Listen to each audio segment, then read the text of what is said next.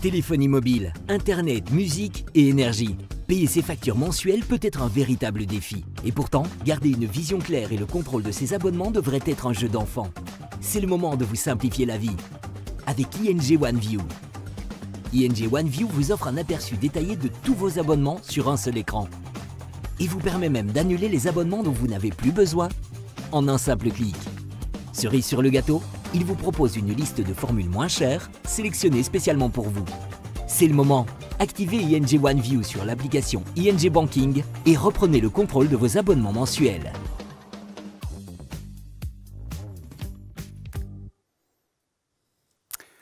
Bonsoir et bienvenue à ce premier webinaire sur la fraude d'ING.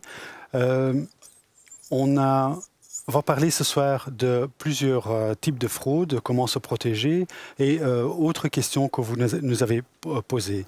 J'espère que vous allez bien en ces temps étranges et malgré ces temps étranges, on s'est dit que c'était peut-être quand même aussi le moment de parler de la fraude. Et pour ça, je suis ici avec l'expert Alexandre Pluvinage qui va répondre à vos questions. Pour ce webinaire, nous avons ouvert le chat, d'ailleurs le chat privé, où vous pouvez poser vos questions techniques. Nous avons reçu beaucoup de questions sur la fraude et ça, vous ne devez plus poser dans le chat. Mais si vous avez un problème avec le son ou autre chose, nos spécialistes techniques sont là pour vous aider. Nous avons donc reçu beaucoup de questions sur la fraude, en fait plus ou moins 1000 questions. Et nous avons structuré cette présentation sur base de ces questions-là. Cette présentation sera disponible en ligne à partir de ce soir ou demain matin. Donc vous allez recevoir un lien pour le revoir et pour le partager avec vos amis, votre famille et tout ça. Donc si vous voulez revoir quelque chose vous-même, vous inquiétez, ce sera disponible en ligne. Et nous avons déjà décidé que vu le nombre de questions que nous avons reçues, que nous allons organiser d'autres webinaires et qui vont aborder d'autres sujets. Donc, je suis ici avec Alexandre Pluvinage pour nous parler de la protection et les fraudes. Bonsoir Alexandre. Bonsoir Denis. Est-ce que vous pouvez nous expliquer d'abord comment ING protège ses clients? Oui, absolument. Et d'ailleurs, pour moi, c'est vraiment important de commencer avec ça parce que se protéger contre la fraude, ça se fait ensemble. ING investit, je vais vous expliquer ça dans une seconde, a beaucoup investi et continue à investir dans la sécurité, mais on ne peut pas tout voir, on ne peut pas tout protéger. Et on a besoin que vous aussi, vous fassiez attention parce que finalement, on a tous affaire à des fraudeurs, à des criminels, et c'est ensemble que l'on va arriver réellement à combattre la fraude et à vaincre la fraude. Alors, chez nous, nous sommes organisés, j'allais dire, avec deux piliers, on appelle ça. Donc la première, c'est la prévention. Essayons de faire tout ce qui se peut, tout ce qui est possible pour éviter que la fraude arrive. Et puis ensuite, on va parler de la détection si jamais ça arrive. Au niveau prévention, je pense qu'aujourd'hui, ce sera une surprise pour personne. Une banque est une entreprise technologique, une banque est une entreprise de cybersécurité. Toutes les banques aujourd'hui investissent énormément dans la cybersécurité de leurs applications, des comptes de leurs clients, mais aussi des moyens d'identification du client. Ce que je veux dire par là, c'est qu'aujourd'hui, si vous êtes client ING, en fait client d'une banque en Belgique, vous avez tous un lecteur de carte, alors la couleur change en fonction de la banque, et une carte qui permet de vous identifier. Ça, c'est de la sécurité. Et quand je dis c'est de la sécurité, ce code, quand vous mettez votre carte dans le lecteur de carte et qui va générer un code, ce code est une façon de vous identifier vous, et uniquement vous. Pourquoi est-ce que je dis ça ? En fait, c'est un peu la même chose que le PIN code de votre carte bancaire. C'est un code que vous ne devez jamais, jamais, jamais partager. Et oui, pour avoir parlé avec certaines personnes, ils disent « Oui, mais tu sais, ce code, honnêtement, il ne sert qu'une fois. Hein. Est-ce que c'est si important ?»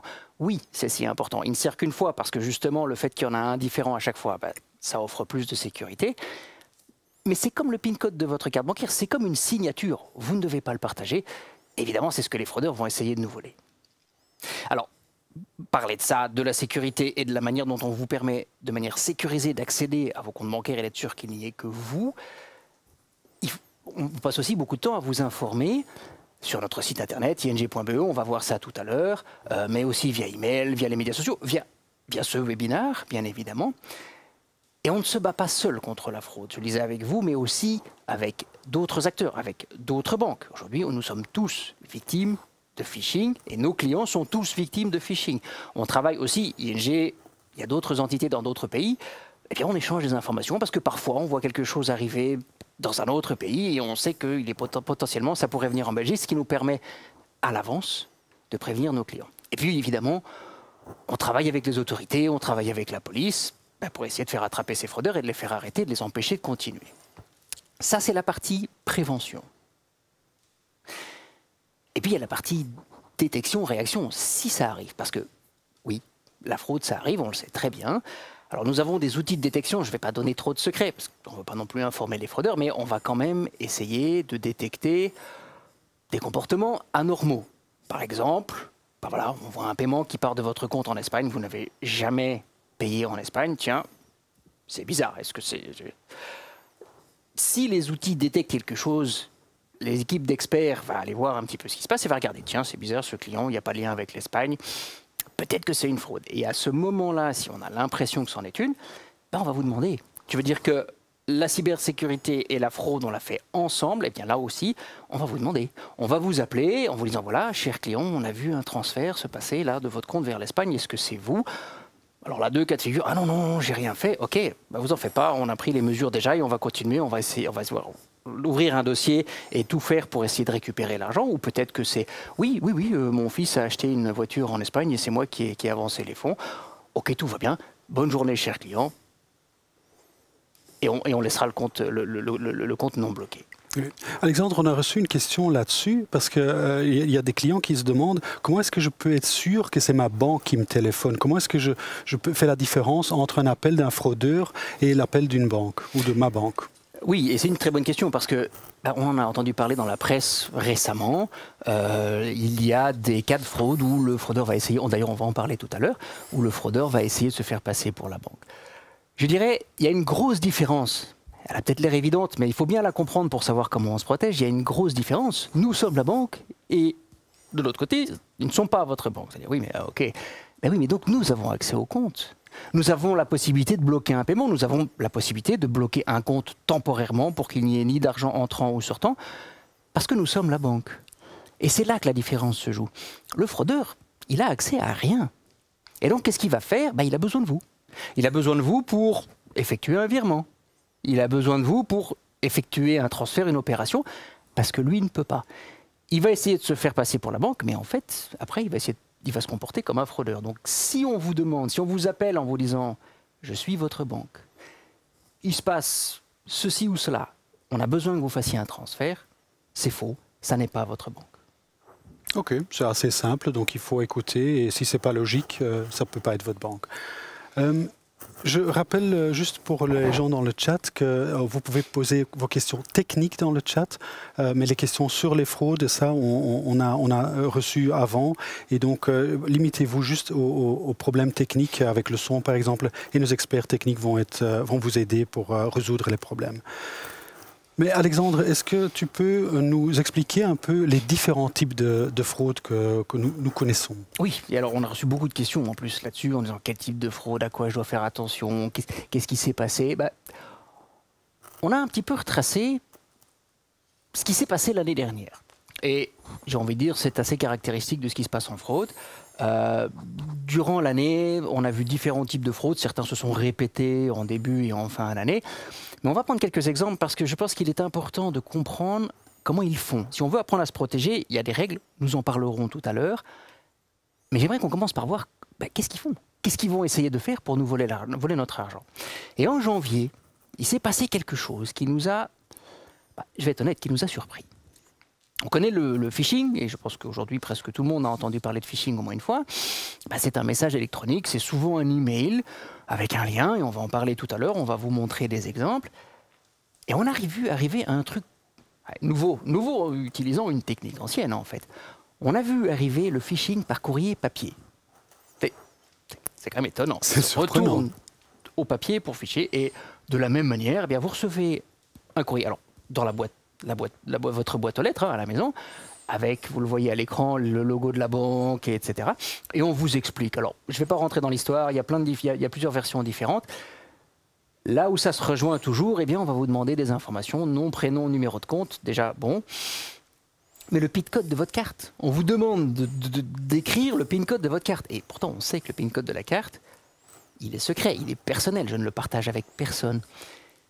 Et puis, parce que leur but, c'est quand même de récupérer la carte. Ils n'ont qu'un seul but, c'est pouvoir avoir votre carte et donc vous demandez de l'envoyer. On a grossi un des éléments de la lettre que vous voyez là maintenant. Ils vous demandent, je reprends ma carte, c'est intéressant, ils vous disent de couper votre carte.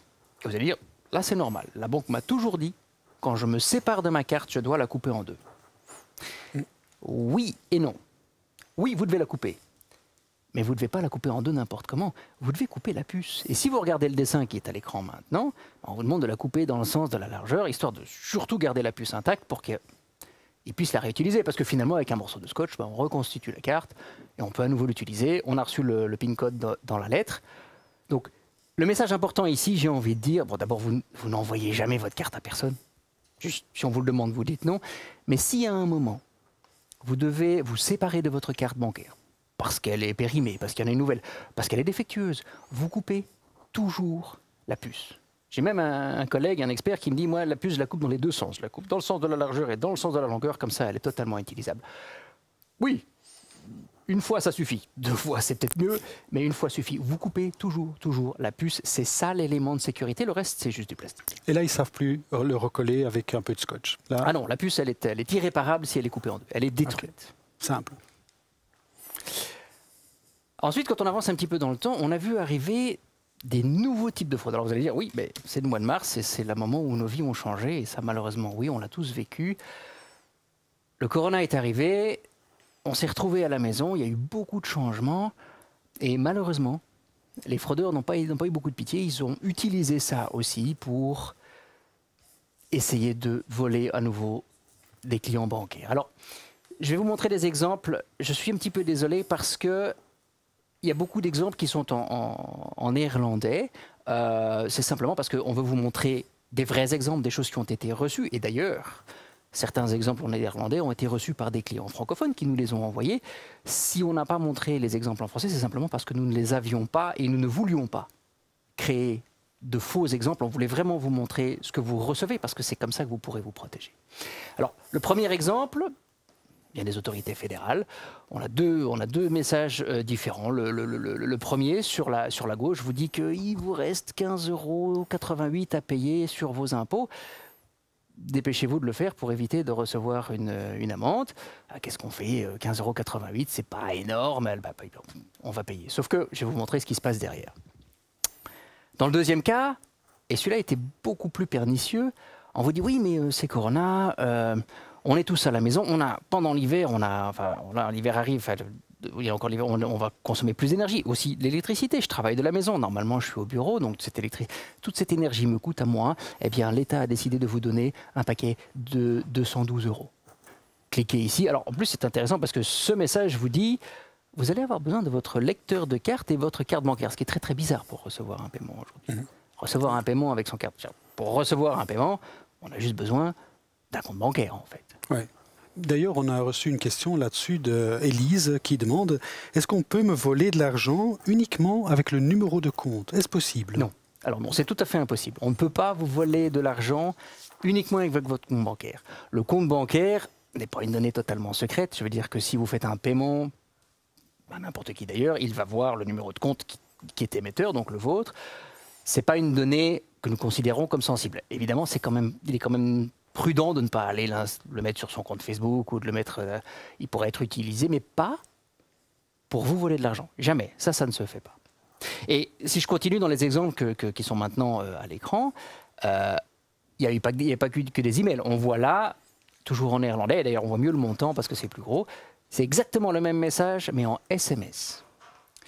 Et ça, c'était pour la partie fédérale. On a vu dans le nord du pays, dans la région flamande, exactement même type d'email. D'ailleurs, le contenu est le même, vous pouvez le lire ici. On vous demande votre lecteur d'utiliser votre lecteur de carte et votre carte bancaire pour recevoir de l'argent. On l'a déjà dit.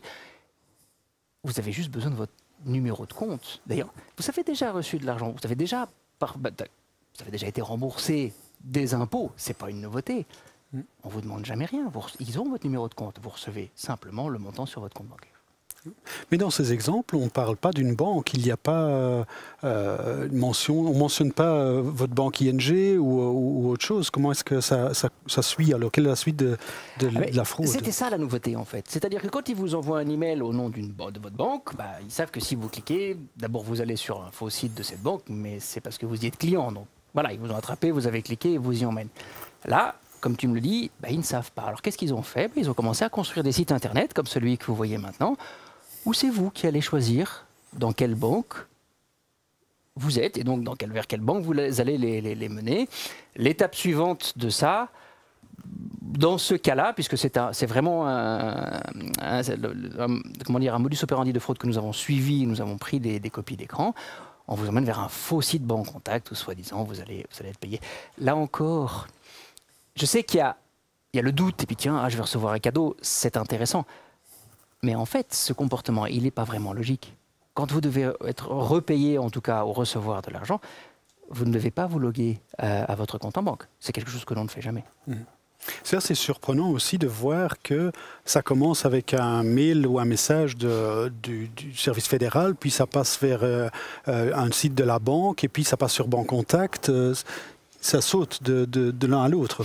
Oui, et là aussi, ça peut être des éléments qui peuvent vous alerter, parce que finalement, en théorie, si vous deviez cliquer sur « je veux bien récupérer cet argent », vous pourriez aller directement sur le Banque Contact. Mais comme ils veulent vous voler des données, ils ont besoin de vous montrer les libellés dont ils ont besoin pour aller dans votre PC Banking. Ici, on le voit assez bien à l'écran, ils vont vous demander votre ING ID et votre carte ID. Ce ne sont pas des données qui sont utilisées par Banque Contact, ce sont des données qui ne sont utilisées que par ING. Ce sont des termes que vous ne verrez que, ING ID, c'est logique, que chez ING. Typiquement, ils vont essayer de tromper les gens. Alors, si on avance dans le temps, il y a un autre type de fraude qui est arrivé et qui est aussi très récent. C'est quelque chose qu'ils ont créé en 2020. C'est la fraude au compte sécurisé. Celui-là, j'ai entendu parler de ça. Il a été dans la presse aussi. Ouais. Et donc, qu'est-ce que ça veut dire, un compte sécurisé? La vérité, c'est que ça ne veut rien dire du tout. Les banques n'ont pas de compte plus sécurisé. Tous les comptes, par défaut, sont sécurisés. On n'a pas de compte plus sécurisé pour je ne sais pas quoi, d'ailleurs, ça n'existe pas. Tous les comptes ont le même niveau de sécurité, à savoir le plus haut. Mais vous allez voir pourquoi est-ce qu'ils vous en parlent. En fait, ça commence avec un appel téléphonique. On vous appelle, on dit « Ah, bonjour, cher client, ici votre banque. » Oui, qu'est-ce qui se passe? Eh bien voilà, on a vu sur votre compte, sur vos comptes bancaires, il y a eu des transferts qui sont... On ne sait pas ce que c'est, c'est bizarre. Est-ce que vous voulez regarder? Alors, le client va sur son PC Banking et qu'est-ce qu'il voit? Il voit qu'il y a eu des transferts qui ont été effectués d'ailleurs parfois même dans les deux sens et plusieurs fois, entre les comptes épargne et les comptes à vue, entre les comptes épargne et les comptes courants. C'est vous qui avez fait ça? Non, c'est pas moi qui ai fait ça, je ne sais pas ce que c'est, je ne sais pas ce que ça veut dire. Alors là, ils expliquent, écoutez, il semblerait que des fraudeurs aient accès à vos comptes bancaires. Alors, on va tout faire pour vous. On va regarder. Mais en attendant, il nous semble beaucoup plus sûr d'aller transférer votre argent sur ce fameux compte sécurisé qui n'existe pas, mais dans l'histoire, ça colle bien. Au moins le temps que nous prenions les mesures nécessaires, votre argent est protégé.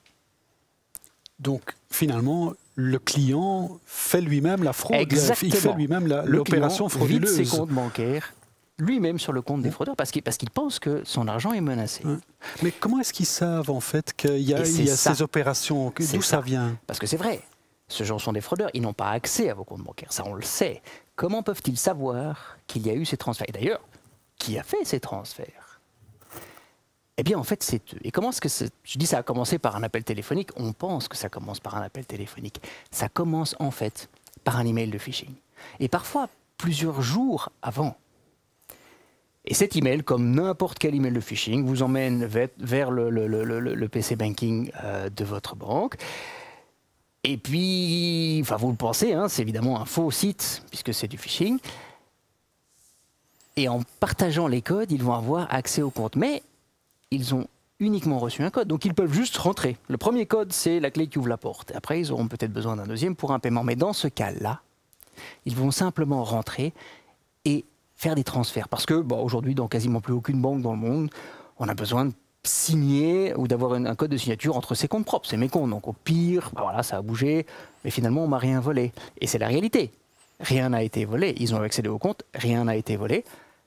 Mais c'est là qu'il commence. Et parce que le client ne reconnaît pas ces transactions, parce qu'il ne se rend pas compte qu'il a été victime de phishing, ça va être beaucoup plus facile de lui vendre cette histoire de compte sécurisé. Okay. Au mois d'octobre, on a vu beaucoup plus de smishing que nous en avons eu avant. Alors smishing, pour ceux qui ne sauraient pas encore ce que c'est finalement la contraction de SMS et phishing. Voilà, un peu créatif dans la fraude, on a dit hop, SMS phishing, on en a fait un smishing. Qu'est-ce que c'est? Voilà, exemples sont là. Là, on a des exemples dans les deux langues. Ce sont des SMS qui vont essayer de vous emmener à nouveau vers votre banque en ligne pour essayer de vous voler de l'argent. Il n'y a rien de nouveau, hein. C'est simplement le canal qui est utilisé, à savoir le SMS sur votre téléphone portable. Et on sait que c'est plus dangereux. Ce que je veux dire par là, c'est qu'il y a eu des études qui ont été menées sur l'impact de ce genre de messages frauduleux. Le fait de recevoir un message sur son GSM, on est en train de faire autre chose. On ne l'attendait évidemment pas. Ça pop-up comme ça, on sait que psychologiquement, la personne qui le reçoit va être beaucoup plus amenée à tomber dans le piège. Et d'ailleurs, on va parler après, parce que c'est aussi pour ça qu'on a pris une décision, j'en parlerai tout à l'heure, qui est importante là-dedans. Mais on voit ici aussi, comme dans les exemples précédents, qu'il n'y a pas d'identité de banque dans les SMS. On ne parle pas d'ING, on parle de Cardstop, de Proximus, de BIS. Vous avez payé votre facture 2 fois, récupéré de l'argent, ou votre compte, votre carte bancaire a été bloquée, réagissez rapidement. Oui, et en fait, après, si vous cliquez sur les liens, ce que je ne vous conseille pas de faire, mais si vous deviez le faire, vous allez arriver sur la même page que celle que nous avons vue tout à l'heure, à savoir celle où vous choisissez votre banque, en fait. Okay. Mais comme je le disais, c'est plus pernicieux parce que ce message arrive à un moment inattendu. On est de toute façon en train de faire autre chose. C'est une grosse différence avec l'email parce que l'email en général, il arrive, je suis en train de lire mes emails. Et je suis souvent assis à mon bureau. Alors, les jeunes générations vont les lire de plus en plus sur leur smartphone que nous le faisions ou nous le faisons peut-être parfois encore. Mais l'impact est différent. Je suis attentif à ce qui se passe sur mon écran. Là, je suis en train de parler. Alors, mon téléphone est évidemment déconnecté. Mais si je recevais maintenant un message, il viendrait me déranger et je lui apporterais plus d'attention que nécessaire. Et souvent, je me fais avoir. Mais comme tu dis, derrière, il y a un site de phishing tout à fait classique. Ça peut exactement. être même le même que les mails, finalement. Ah oui, c'est exactement la même chose. Ce qui change, c'est le libellé et le lien. Okay. Mais on va tomber après sur la même chose, c'est-à-dire une fraude où ils vont essayer d'accéder au compte bancaire pour voler de l'argent. Au mois de novembre, il y a un message qui a quand même beaucoup circulé, malheureusement au niveau, que nous avons beaucoup reçu pour les clients ING. D'ailleurs, c'est intéressant parce que ça me fait penser à autre chose.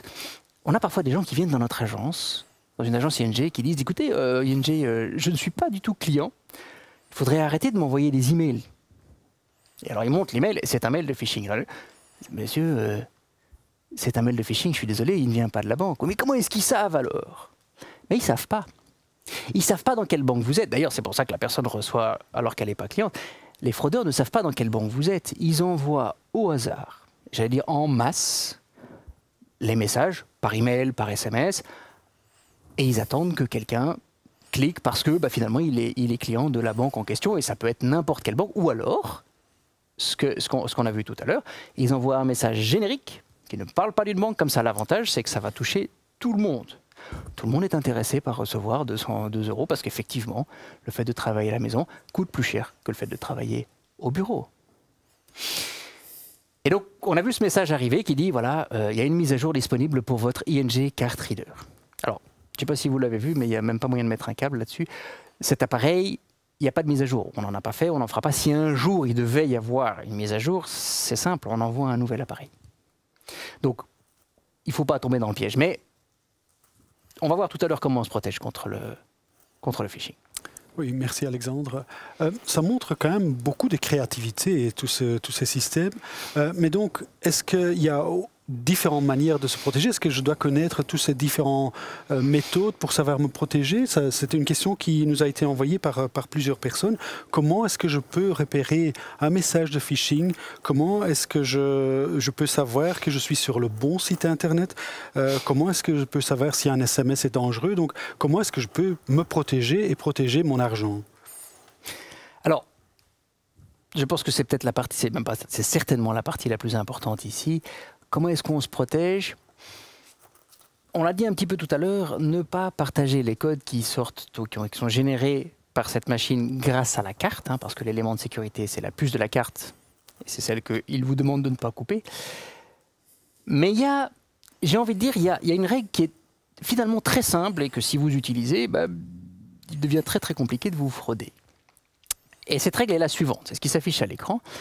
Si vous recevez un message, quel qu'il soit, un email, un SMS, on en a parlé. Si vous recevez un message, que dans ce message, il y a un lien, et que si vous cliquez sur le lien, on vous emmène sur une page d'identification, dans notre cas, à votre banque en ligne, vous vous arrêtez. Toujours. Je répète, un message, un lien, banque en ligne, directement la banque en ligne. Si ça peut être nous qui envoyons sur notre site internet, mais si ça vous emmène sur la page d'identification de votre banque en ligne, vous vous arrêtez toujours. Pourquoi? Parce que ING ne va jamais, au grand jamais, vous envoyer un message qui vous envoie directement vers la page d'identification de votre PC Banking. Et d'ailleurs, aucune banque en Belgique ne le fait aujourd'hui. C'est une règle que nous observons tous. Pourquoi? Parce que c'est comme ça que les fraudeurs font. Donc on la faisait avant, soyons clairs, on l'a fait ça, parce que c'était facile. Mais maintenant qu'il y a tellement de cas de fraude, on a décidé de ne plus le faire. C'est un moyen très simple de ne pas se faire avoir. Parce que si ce message avec ce lien vous envoie sur une page d'identification et que vous vous arrêtez et que vous ne rentrez pas vos codes, il n'y a aucun moyen de vous les voler. Et donc vous êtes protégé contre la fraude. Et j'allais dire, si vraiment vous avez un doute, si on met ce message, peut-être que c'est vrai quand même, je ne sais pas, allez vous-même sur le site.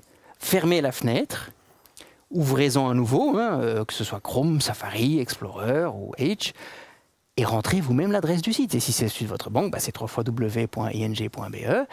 Et là, vous pouvez, en cliquant en haut à droite, aller sur votre PC Banking. Mais là, vous êtes sûr que vous êtes sur le bon site. OK. On a reçu une question là-dessus d'André qui se demande si les sites web qu'il trouve dans les robots de recherche, est-ce qu'il peut savoir si c'est les bons sites ou est-ce que ces sites peuvent être frauduleux quand il utilise ça? Oui, d'ailleurs, je me rends compte que j'avais oublié le petit signe interdit. Donc, ne mettez jamais vos codes sur ces sites-là si vous venez d'un lien.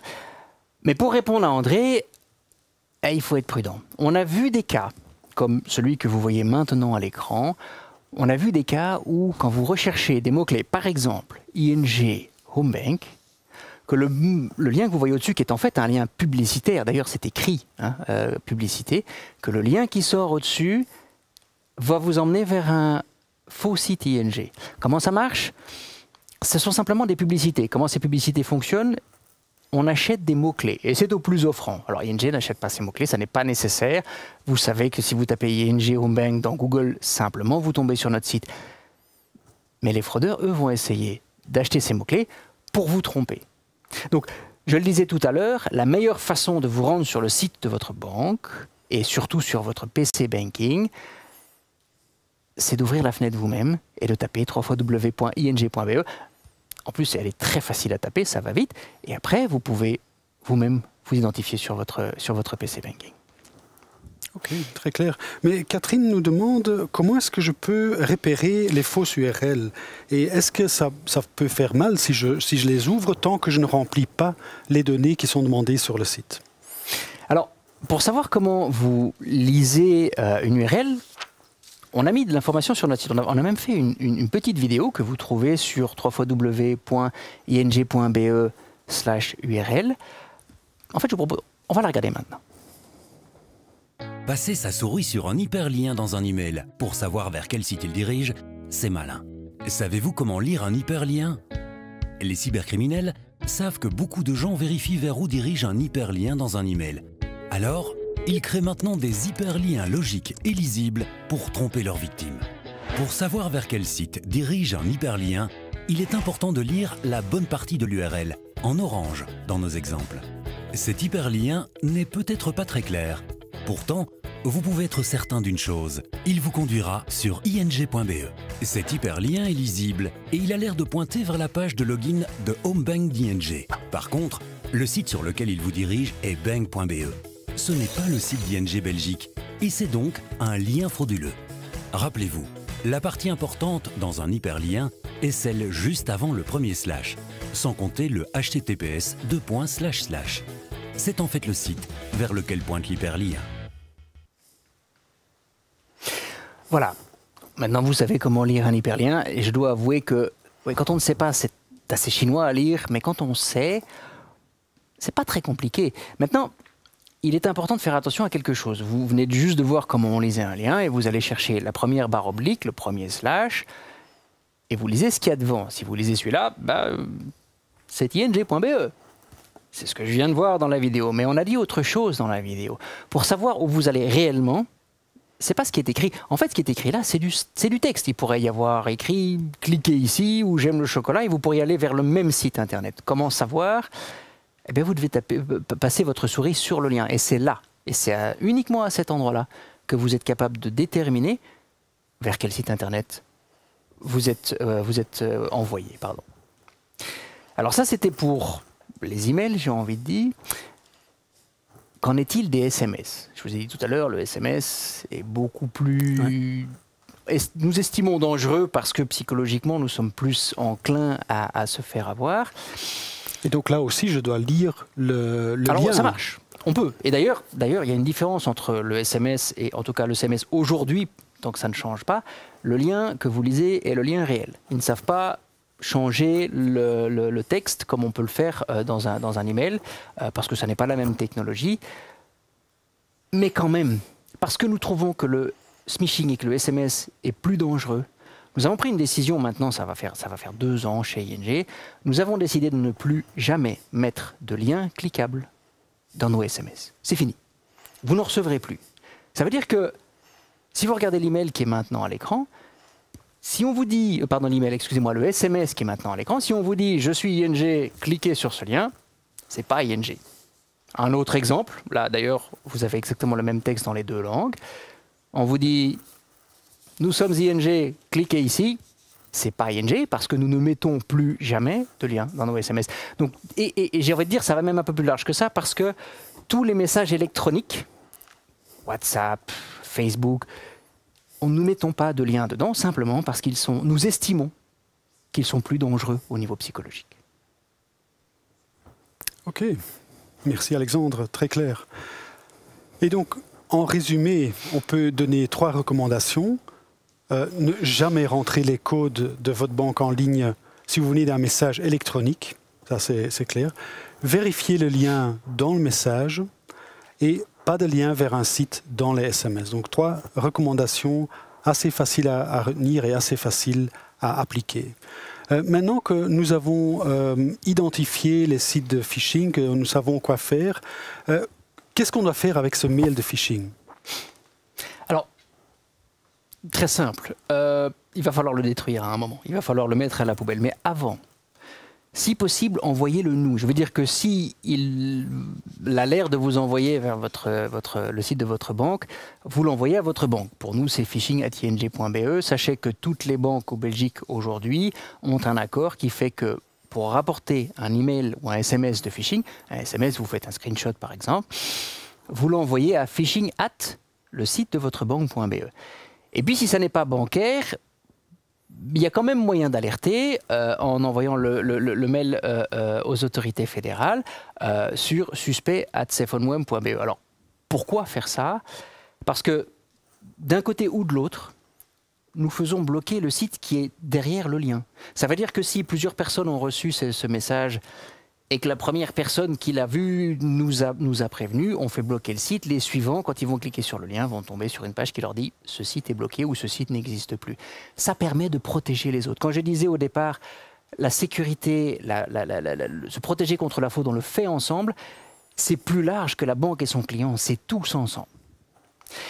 Et évidemment, si malheureusement vous étiez victime, je veux dire la première chose à faire et la plus vite à faire, c'est d'appeler votre banque. Le numéro se trouve au dos de votre carte bancaire, il est aussi à l'écran, mais vous l'avez toujours dans votre poche au dos de votre carte bancaire. Si vous avez été victime ou vous pensez avoir été victime, contactez-nous, contactez votre banque le plus vite possible. Nos collaborateurs au niveau de notre helpdesk sont formés pour prendre les premières opérations et pour vous aider à limiter la casse, si je peux me permettre. Ok, merci, très clair. Nous avons reçu quand même aussi d'autres questions ou sur d'autres sujets et qu'on veut quand même aborder ici. Il y a 3 thèmes qu'on a identifiés. Le premier, c'est sur la sécurité de l'application Mobile Banking. Est-ce que je peux faire confiance à l'application sur mon téléphone? Est-ce que je ne dois pas avoir peur du fait que c'est quelque chose qui est dans ma poche, qui est petit? Est-ce que c'est vraiment secure? J'espère, parce que je n'utilise plus que ça. Non. La réponse est oui. La réponse est oui pour, j'allais dire, 3 raisons. La première, c'est que, on l'a expliqué tout à l'heure, la sécurité informatique de nos applications, c'est quelque chose sur lequel nous sommes concentrés en permanence. On va en permanence tester notre application, améliorer notre application, faire en sorte qu'elle soit la plus sûre possible. Donc, si maintenant je te prêtais mon téléphone, et je sais que toi tu as des talents en cybersécurité, même là tu pourrais pas. Tu pourrais pas rentrer, c'est pas possible. Ensuite, on a sécurisé l'entrée.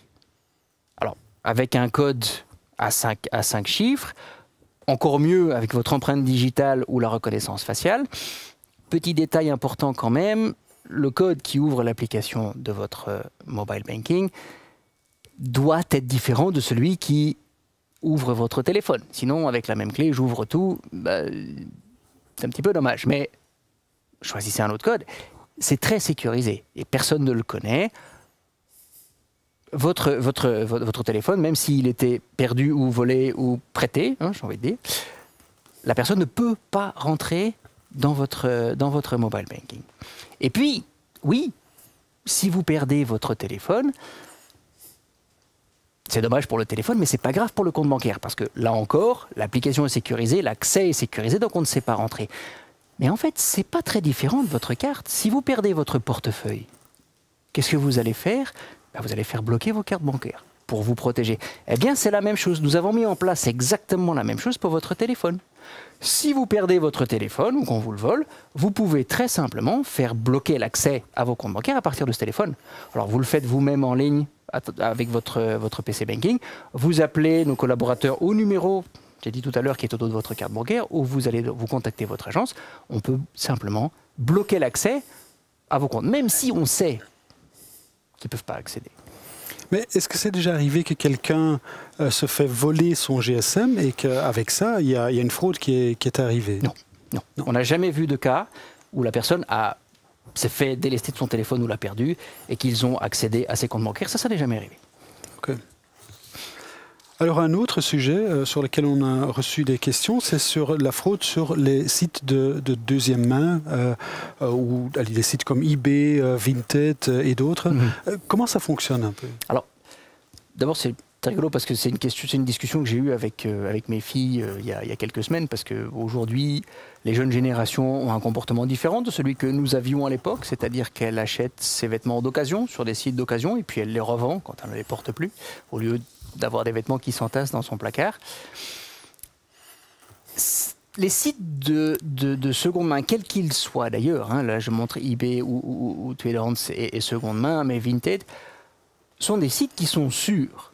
Le fait de vendre ou d'acheter sur ces sites-là, aujourd'hui il n'y a pas de problème, c'est même très bien. Je vous dis, mes enfants le font très régulièrement.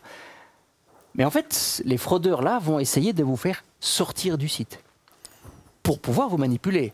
Et donc en gros, je vous donne déjà la solution avant de vous expliquer comment ça marche. Si on vous dit oui, je suis intéressé, mais allons discuter sur WhatsApp, non, je reste dans l'application. D'ailleurs, c'est ce que je fais déjà avec d'autres personnes. Je ne veux pas sortir. C'est un signe de fraude. Si on vous dit oui, et pour le paiement, moi j'ai déjà été victime, je ne suis pas sûr, est-ce que tu peux m'envoyer 1 euro comme ça? Quand moi je vais te payer, je vais payer sur le compte qui m'a envoyé 1 euro. Et donc je suis sûr de ne pas me faire avoir parce que la dernière fois, j'ai payé sur le mauvais compte et c'était un fraudeur. Oui, c'est lui le fraudeur. Là encore, non. Vous payez comme vous faites un virement normalement quand vous payez un article sur un site de seconde main. On fait simplement un virement sur un numéro de compte. Parce qu'ils vont essayer de vous envoyer vers un faux site de votre banque et essayer de voler votre argent. Il y a d'autres cas, il y a d'autres modus operandi, mais c'est toujours la même chose. On va essayer de vous faire sortir de l'habitude, où on va vous demander de créer un compte sur un site comme celui de DHL par exemple, ou UPS, en disant « Oui, mais vous aurez envoyé l'argent, nous on envoie le colis, en fait eux font l'échange, et comme c'est une partie tierce neutre, bah, c'est sûr. » Sauf que le site de DHL, il est faux. Et vous n'allez pas, vous allez vous rendre sur le site de DHL. Donc lesquels de ces sites sont faux, en fait? Tous. Alors, WhatsApp, c'est WhatsApp. Ça, c'est pas grave. Mais le site de DHL, le site de paiement dont je parlais tout à l'heure, le site, tout ça, c'est faux. Tout ça, c'est faux. Tout sont la des protection phishing. est très simple. Oui, c'est du phishing. Très simplement, la protection est très simple. Vous restez dans l'application. Et a priori, il n'y a pas de risque. N'oubliez pas, c'est quand même intéressant d'aller lire les conditions d'utilisation parce qu'ils expliquent aussi sur le site comment est-ce qu'on fait pour être sûr de ne pas se faire frauder. OK. Un dernier sujet sur lequel nous avons reçu plusieurs questions, c'est les crypto-monnaies. En fait, on en entend parler dans la presse et on reçoit même à la maison souvent des mails qui promettent des investissements en Bitcoin. Qu'est-ce que ça veut dire? À quoi est-ce que je dois me tenir pour utiliser ça ou pour ne pas l'utiliser? Alors, il y a deux choses. Il y a la partie investissement. Et là, ça n'est pas mon domaine. Je vais aller. C'est difficile pour moi d'aller parler d'investissement. Maintenant, soyez prudents quand vous investissez. Mais ça, c'est à vous de prendre la décision. Mais comme tu le disais, Dani, les crypto-monnaies, c'est un hype aujourd'hui. On voit régulièrement des vidéos ou des histoires de jeunes, souvent, qui ont investi, j'entendais cette histoire il n'y a pas longtemps, 1 000 €, et puis qui, quelques mois plus tard, se sont offerts une Lamborghini, évidemment, success story. Tout est bien, faites pareil. Je ne vais pas parler d'investissement en crypto-monnaie, comme je disais, ce n'est pas mon domaine, mais en revanche, quand vous recevez un email qui vous dit « Avec moi, vous allez devenir riche, avec moi, vous allez gagner plein d'argent », ça sent pas bon. D'abord parce qu'il veut devenir riche, qu'il le fasse avec ses sous, pas avec les miens.